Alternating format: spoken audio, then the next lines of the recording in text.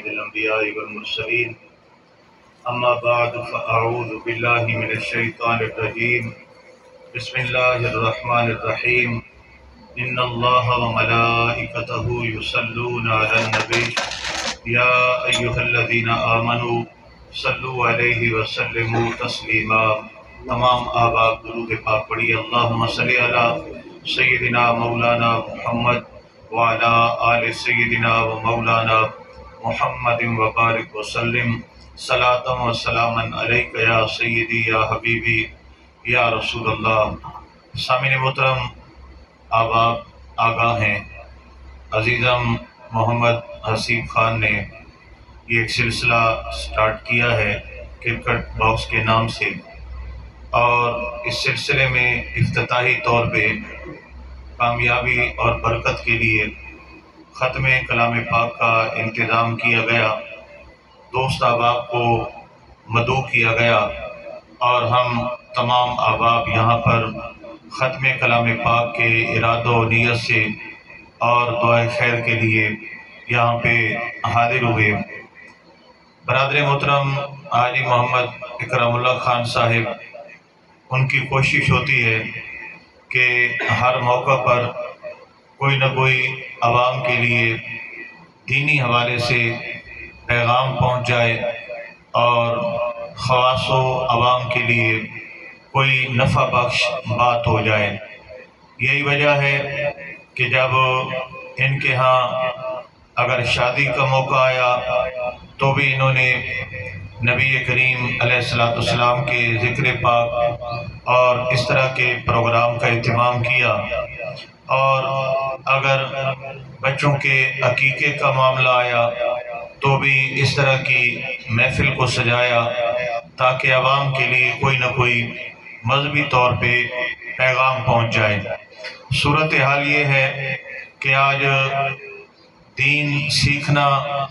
یہ بہت مشکل ہو چکا ہے، کیونکہ دین سیکھنے کا شوق نہیں ہے۔ اگر سیکھنا چاہتے ہیں تو بہت آسان ہے،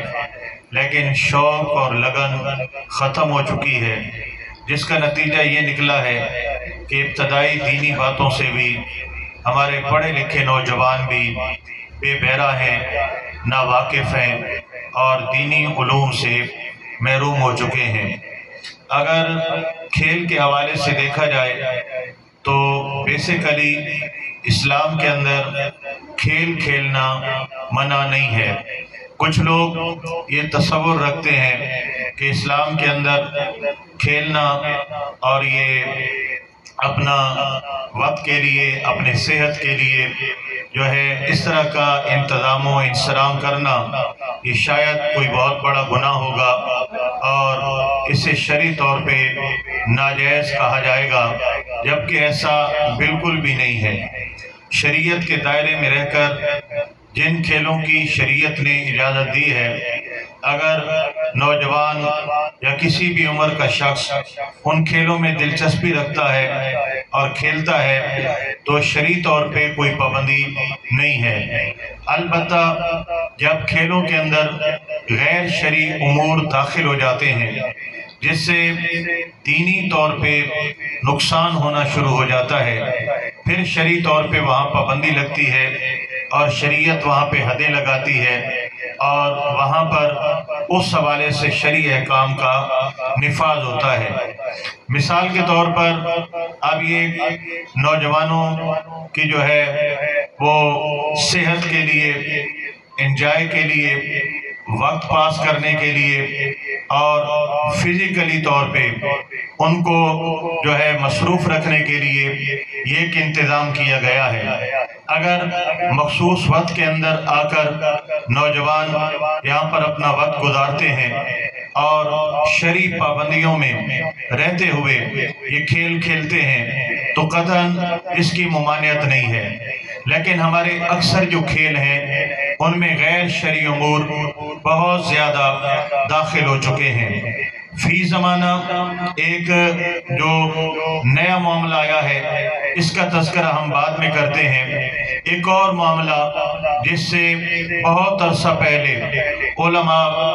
عوام کو آگاہ کر رہے ہیں اور منع کر رہے ہیں، وہ ہے پردے کا معاملہ۔ ہر انسان جو مرد ہے اس کے لیے ایک ستر عورت ہے۔ ہم جو کہ مرد اب آپ بیٹھے ہیں تو فی الحال مردوں کے حوالے سے ہی بات کریں گے۔ ستر عورت یعنی ناف سے لے کر گھٹنے تک، یہ کسی بھی حالت میں اپنے جسم کا یہ حصہ کسی اور پر ظاہر کرنا شرعی طور پر حرام ہے، اور اتنا پردے میں رہنا یہ فرض ہے۔ ناف سے گھٹنے تک یہ ستر عورت ہے، یعنی یہ چھپانے کی جگہ ہے۔ اور اگر کسی کے سامنے بلا عذر شرعی، بعض اوقات شرعی عذر ہوتا ہے، جیسے جو ہے وہ کوئی زخم ہے، چیک اپ ہو رہا ہے، ٹریٹمنٹ ہو رہی ہے، بغیر شرعی عذر کے یہ ستر کسی کے سامنے ظاہر کرنا یہ جو ہے مسلمان مرد کے لیے صرف ناجائز نہیں ہے بلکہ حرام ہے۔ اب کھیلوں کے دوران ستر عورت کا خیال نہیں رکھا جاتا، اور یہ بہت عرصہ سے آپ دیکھتے ہیں، بالخصوص فٹ بال کے اندر جو ہے وہ ستر عورت ظاہر ہوتا ہے، اور ایسے کھیل جس میں ستر عورت ظاہر کیا جائے اور اس انداز میں کھیلا جائے کہ ستر ظاہر ہو رہا ہے اور دیکھنے والے بھی دیکھ رہے ہیں، ایسے دیکھنا بھی منع ہے اور ایسے کھیلنا بھی منع ہے۔ تو لہذا یہ پہلی شرعی پابندی ہے کہ ستر کا خیال رکھا جائے۔ آج کل ویسے بھی عموماً آپ نے دیکھا ہے کہ مسلمانوں میں ایک رواج بن چکا ہے، نوجوان ہیں اور جو ہے وہ انہوں نے جو ہے وہ نیچے ایک شارٹ سا کچھا سا پہنا ہوتا ہے اور وہ گلی کوچے بازار میں گھوم رہے ہیں۔ یہ جو گھٹنے ہیں ان کا شرعی طور پہ ظاہر کرنا یہ منع ہے کسی بھی حالت کے اندر، چاہے ویسے لباس پہنے یا چاہے آپ کھیل کے لیے ایسا لباس پہنتے ہیں، تو یہ پابندی ہے۔ اور اس کے بغیر اگر کوئی ایسا کھیل جس سے شریعت نے نہیں روکا کوئی کھیلتا ہے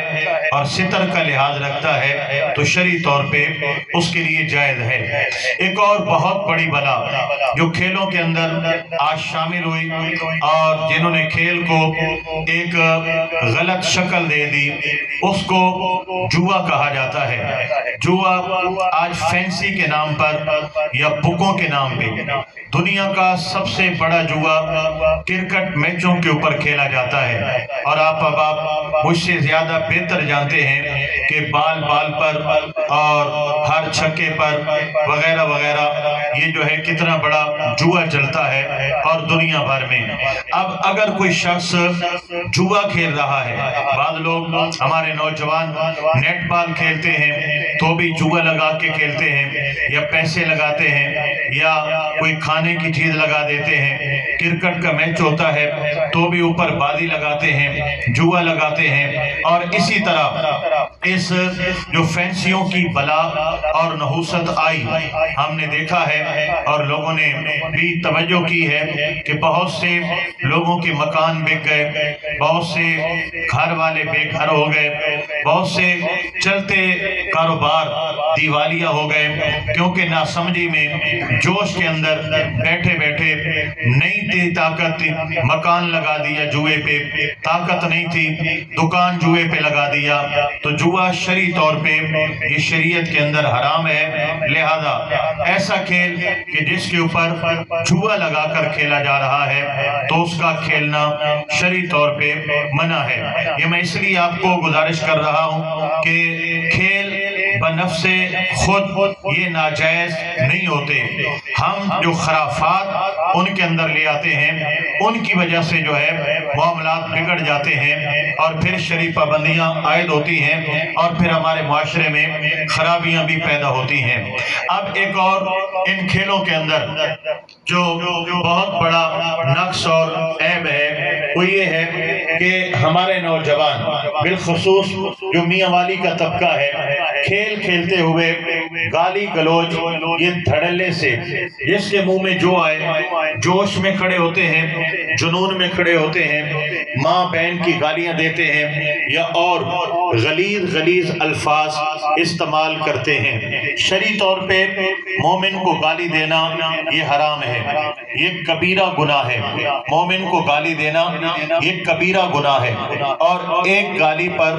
کبیرہ گناہ ہے۔ اب جن کا تقیہ کلام ہے یا دوران گیم جو تپ جاتے ہیں، جوش میں آ جاتے ہیں اور جلال میں آ جاتے ہیں، اور جناب والا وہاں پر اس طرح کی گفتگو جو نادیبہ ہے، گالی گلوچ پہ مبنی ہے، وہ کرنا شروع کر دیتے ہیں، تو سامعین محترم کبھی بھی شریعت اس چیز کی ہمیں اجازت نہیں دیتی۔ لہذا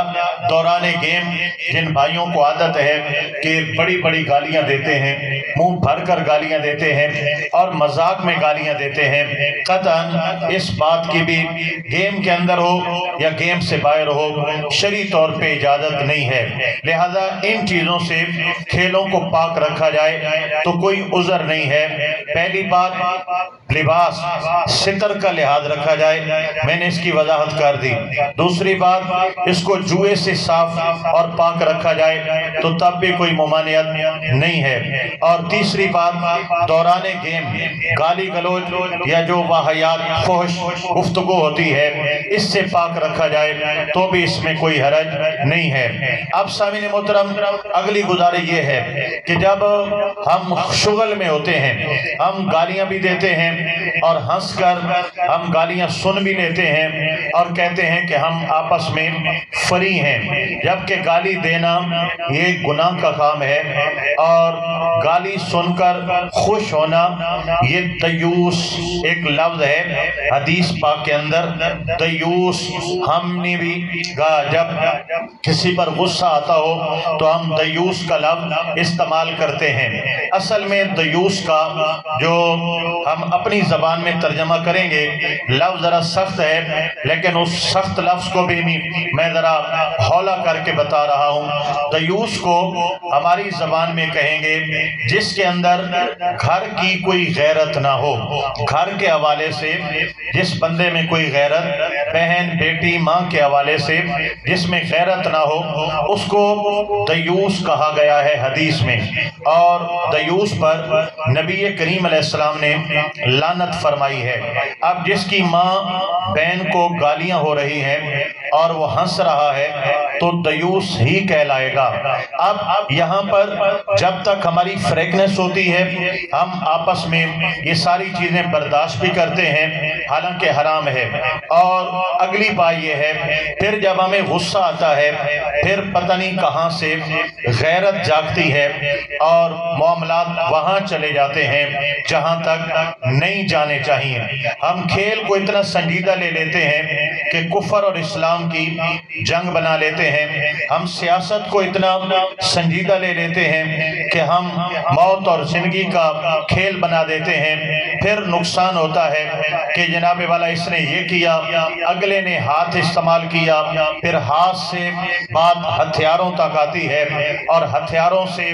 بات قتل و غارت تک آتی ہے، اور پھر معاشرے کے اندر ایک ایسا سکم پیدا ہوتا ہے، ایک ایسی بربادی ہوتی ہے کہ ایک غلطی کو پھر نسلیں نبھاتی ہیں۔ آغاز یا تو اس جیسی فریکنس سے ہوتا ہے، جناب گالی گلوچ چل رہی ہے، ہنسی مذاق ہو رہا ہے، اور پھر بات بڑھتے بڑھتے بہت آگے تک چلی جاتی ہے۔ سامعین محترم تقریباً نوجوان ساتھی بھی یہاں پر موجود ہیں، تو اس حوالے سے بھی چونکہ وقت نہیں ہے میں آخری کلمات عرض کر کے ہم چھوٹا ختم پڑھتے ہیں اور دعائے خیر جو ہے وہ کرتے ہیں۔ تو عرض گزار یہ ہوں کہ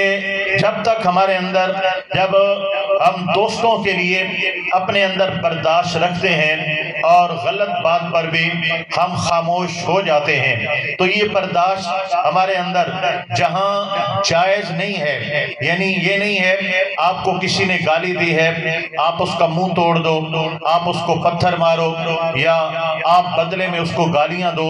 جب آپ کو کوئی مذاق میں گالی دیتا ہے آپ سنجیدہ ہو جاؤ اور کہیں کہ جناب معذرت کے ساتھ یہ معاملہ نہیں ہونا چاہیے، آپ کو ایسا نہیں کرنا چاہیے، یہ آئندہ برداشت نہیں ہوگا۔ یعنی ایک طریقے کے ساتھ آپ سمجھا دیں آپ کا میرا گالی گلوچ والا مذاق کا سلسلہ نہیں ہوگا۔ تو یہ ہے یہاں پر برداشت جو ہے اگر نہیں ہونی چاہیے، اس کا مطلب یہ ہے آپ سمجھا دیں اور ایک طریقے سے منع کر دیں۔ اب اگلی گزارش یہ ہے سامعین محترم کہ یہ معاملہ اب بڑھتے بڑھتے ہم جب ہنسی مذاق میں ہوتے ہیں تو اس وقت ہم یہ ساری چیزیں سہتے ہیں، لیکن کبھی جب غصے میں آتے ہیں ہم کیا کرتے ہیں جناب والا کہ ہم بدلے میں لڑائی جھگڑا شروع کرتے ہیں۔ اب گھروں میں ہتھیار پڑے ہیں، ماں باپ نے کوئی پابندی نہیں لگائی، گھر میں جاتے ہیں ہتھیار اٹھاتے ہیں، بندہ مار دیتے ہیں، بندی مار دیتے ہیں۔ ہم لوگوں کو سمجھاتے تھے کہ بھائی طلاق مت دیا کرو،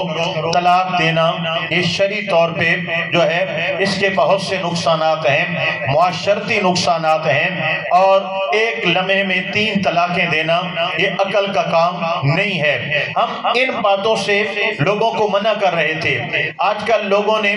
بیویوں کو قتل کرنا شروع کر دیا ہے، غصے میں آ کر قتل کر دیا جاتا ہے، یہاں تک نوبت آ چکی ہے ہم آؤٹ آف کنٹرول ہو چکے ہیں اور جذبات پر قابو نہیں رہا ہے۔ کل تک دوستیاں ہوتی ہیں، ایک چھوٹا سا مسئلہ ہو جاتا ہے ہم دوست کا خون کر دیتے ہیں اور بات قتل و غارت تک آ جاتی ہے۔ اسی طرح وہ معاملات کہ جن کو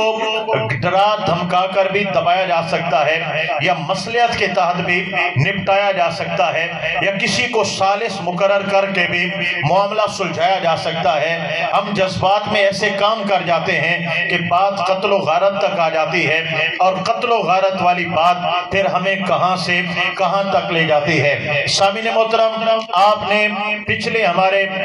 کئی سالوں کے اندر میاں والی کے اندر قتل و غارت کا نظام ایک دیکھا ہوگا۔ آپ نے ان نوجوانوں کو بھی دیکھا جو قتل ہو گئے، اللہ پاک ان کی مغفرت کرے، اللہ تعالیٰ انہیں جنت الفردوس میں مقام عطا فرمائے۔ آپ نے ان جوانوں کو بھی دیکھا ہوگا جنہوں نے قتل کیا تھا، پھر جب قتل کیا پردہ سکرین سے وہ غائب ہو گئے، وہ کہاں ہیں؟ وہ آج جیلوں میں سڑ رہے ہیں۔ آپ کی طرح نہ کہیں آ جا سکتے ہیں،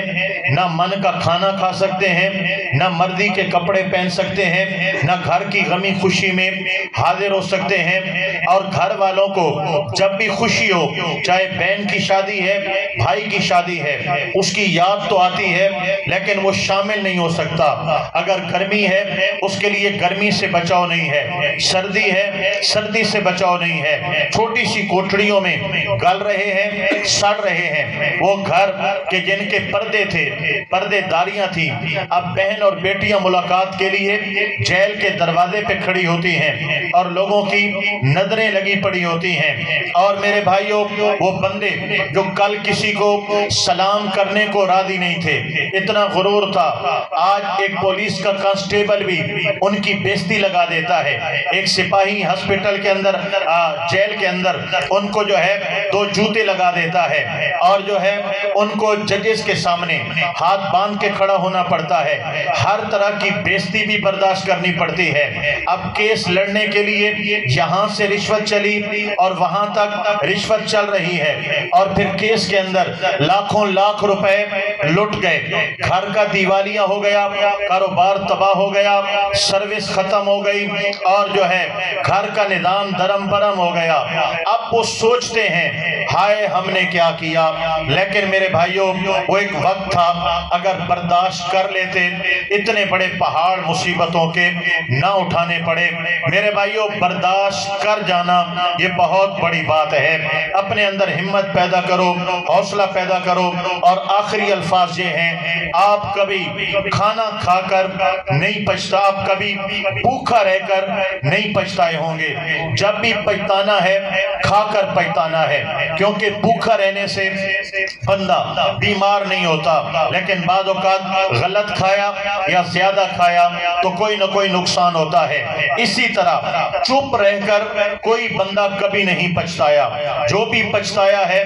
جذبات میں آ کر پچھتایا ہے۔ جب جذبات پر کنٹرول نہیں کیا، قدم اٹھا دیا، پھر پچھتایا ہے، لیکن بات کا پچھتاوا انسان کے کام نہیں آتا۔ لہذا میرے بھائیوں، موبائل فون پر آج کل گیمیں ہیں، سسٹم ہے، نوجوان نسل برباد ہو رہی ہے۔ میں گیم کھیلتے کھیلتے فحاشی میں پڑ جاتے ہیں، عریانی میں پڑ جاتے ہیں۔ اس طرح کے